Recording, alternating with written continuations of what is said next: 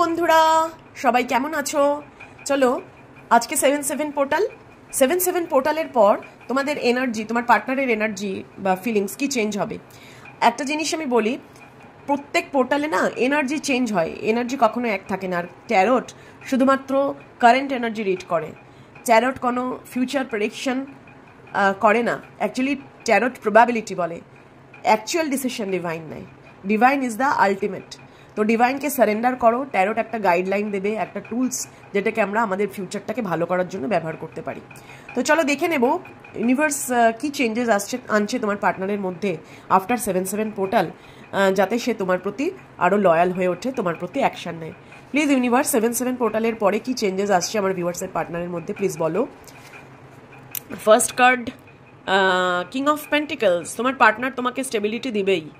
এইটার পর তার একটা রিয়েলাইজেশন আসবে 7-7 পোর্টালের পর, এবং সে কিন্তু তোমার এই ফিনান্সের উপর কাজ করা শুরু করবে, তোমাদের রিলেশনশিপের উপর কাজ করা শুরু করবে। Actually he or she is very authoritative and very dictative person, ভীষণ কন্ট্রোল করে চলে, এবং তার সে কিন্তু লয়াল, সেটা মানে লয়াল কিন্তু সেটা দেখায় না। হ্যাঁ, এবং দেখতে পাচ্ছি 7 অফ সোর্ডস, তার কিছু প্রবলেমস আসবে এই 7-7 পোর্টালের পর, যেহেতু 7-এর কার্ডই দেখাচ্ছে 7 অফ সোর্ডস, মানে মাথায় দুশ্চিন্তা কাজ করবে। 7 অফ সোর্ডসের এনার্জি তো মাথায় দুশ্চিন্তা কাজ করবে, সে কিছু লসের সম্মুখীন হবে, বিট্রয়ালের সম্মুখীন হবে, এবং তোমার সাথে যদি বিট্রয় করে থাকে সেটার কিন্তু সে শাস্তি পাবে, অবশ্যই পাবে।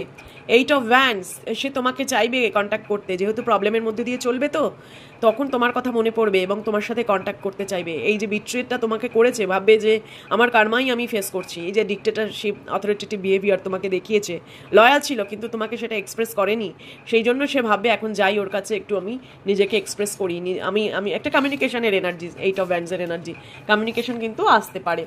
দ্য টাওয়ার, এই মুহূর্তে তো তোমরা একটা টাওয়ারের মধ্যে দিয়ে যাচ্ছ। টাওয়ার ফেজ মানে একটা নেগেটিভ সিচুয়েশন, একটা ডিস্ট্যান্ট রিলেশনশিপ, একে অপরের দূরত্বে আছো, ইমোশনাল অর ফিজিক্যাল ডিস্ট্যান্ট হতে পারে, এবং একে অপরকে সেই জায়গাটাই আর দিচ্ছ না।